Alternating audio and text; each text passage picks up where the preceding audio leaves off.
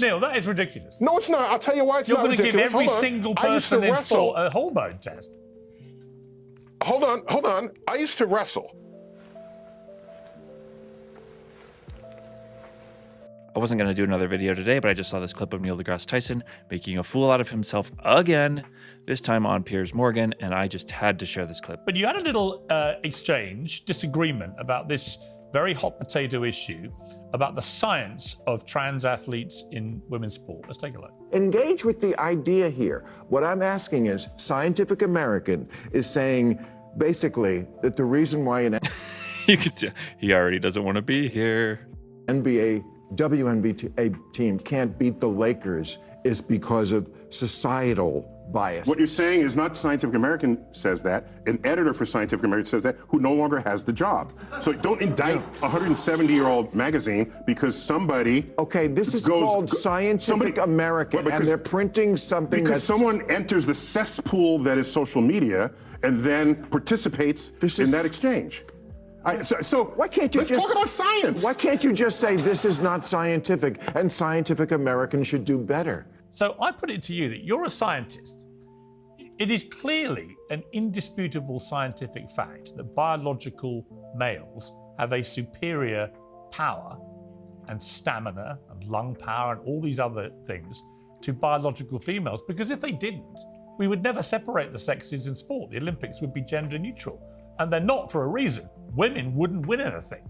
So when I hear you try and justify it or say that there's a scientific, and maybe there's not, maybe I'm misquoting you here, but there's some kind of scientific reason why it's fine, I'm like, hang on, Neil, you're Mr. Reality Check. You're Mr. Cold Hard Fact. Surely you can see that this is wrong. You have me here live on your show. We don't have to comment on other shows. So let's just have this conversation. Yeah. So I did my own study of the relative speed of men relative to women in Olympic sports, the world records, from the 100 meters to the 200 meters, the 400, right on up to the marathon. And what... You looked up data that other scientists provided, which is exactly what other people do. They do their own research. I guess that's an okay thing to do now? I noticed is, in every event, on average, men were 10% faster than women. 10% faster. In events that require strength, that percent was even higher. I forgot what my exact number, it might have been 50% stronger, okay? Across the board, that is the case. That's just objective truth. So now, we have to ask, why do we watch sports at all? Friday Night Lights, that's in the United States, that's high school football. Saturday, it's college football. Sunday, it's the NFL. Do you realize, of course, that the worst team ever in the NFL could wipe its ass with the best team ever in college? Why? Because every single player in the NFL was the best person in their college. And so there's no contest between these zones of athletic engagement. But we still like watching college. We don't watch college and say, you know, the Philadelphia Eagles could whip their ass, so let's not watch it. No, we like the equality of the contest and not knowing who would win. That's what makes sports fun. He's only talking about the spectators. There are participants in the sports as well. Worrying about whether or not we're enjoying the sports, especially in junior high, high school, middle school, they don't have spectators in the same way. The people that are watching them play are their parents and family. What matters in those cases are the people participating in the sports. There's a wave of trans women who dominate the sport against other women. All those sports will become less interesting based on how we all watch sports. Even the Super Bowl here in the United States, if it's a blowout by halftime, nobody watches the second half. Right.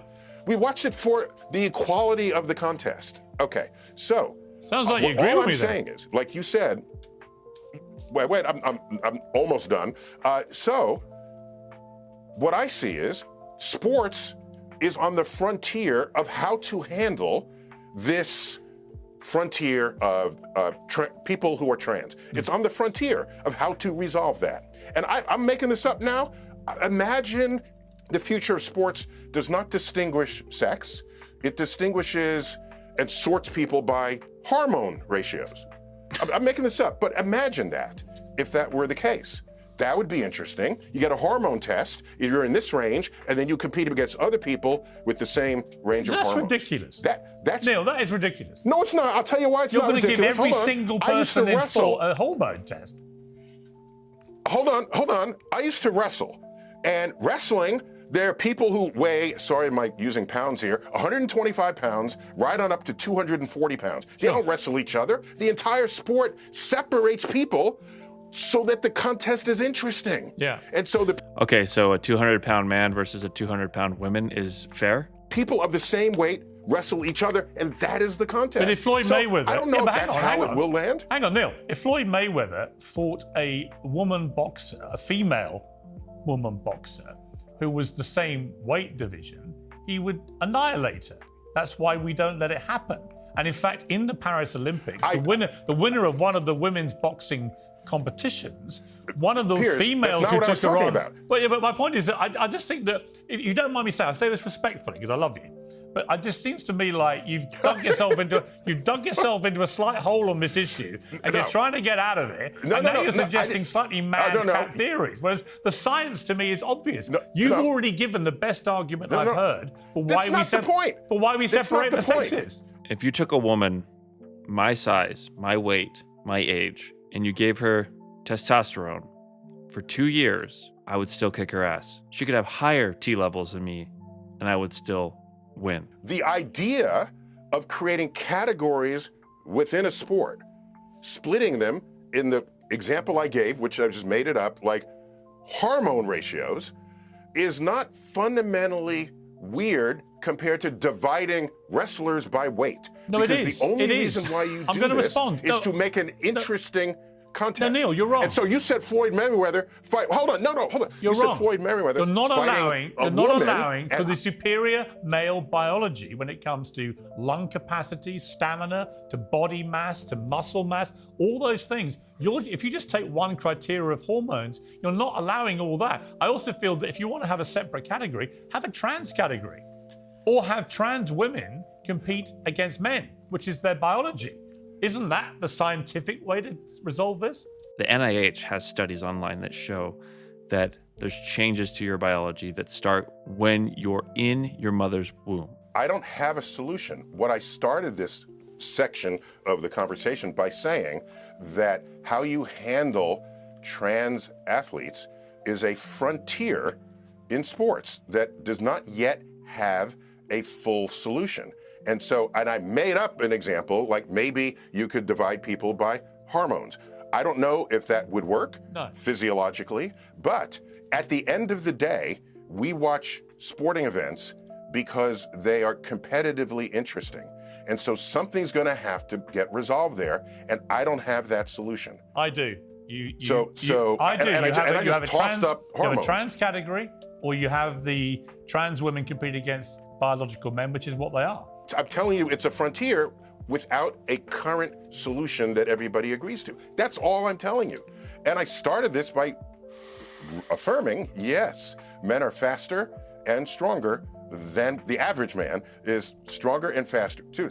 World-class men are faster and stronger than world-class women. Obviously, there's huge overlap when you come down the rest of the distribution. The truth is, But if you had a gender-neutral Olympics, how many women, biological female women, would win gold medals if it was open to men and women? The answer is literally like 0. And a lot of people don't know this, but the NFL is co-ed. There are no restrictions against women playing in the NFL. And you can try out for the NFL if you're a woman. And there's not one woman that is in the NFL. I honestly, Yes, I'm throwing back at you the thing you throw back at other people, which is science. I'm telling you that it's the scientific reality, unless you say otherwise, and I don't think you do, because you've already explained that men have a superior speed of power. I'm not saying otherwise. I started this. The science is clear to me. I started this by saying it. But the science is clear, isn't it? And I'm saying the solution isn't clear, even if the science is. And so that's all. We can debate what could work. I think the world has to figure it out, and maybe they'll figure it out one day. And maybe it is hormone ratios. I don't know. Why hasn't this been a problem for the last 100 years? Why suddenly is this a problem? If transgenders have always existed at equal amounts and there's no social contagion, then there should be the same amount of transgenders today as there was 50 years ago. For some reason, there seems to be a lot more transgender women vying to play in women's sports. I can't quite figure it out.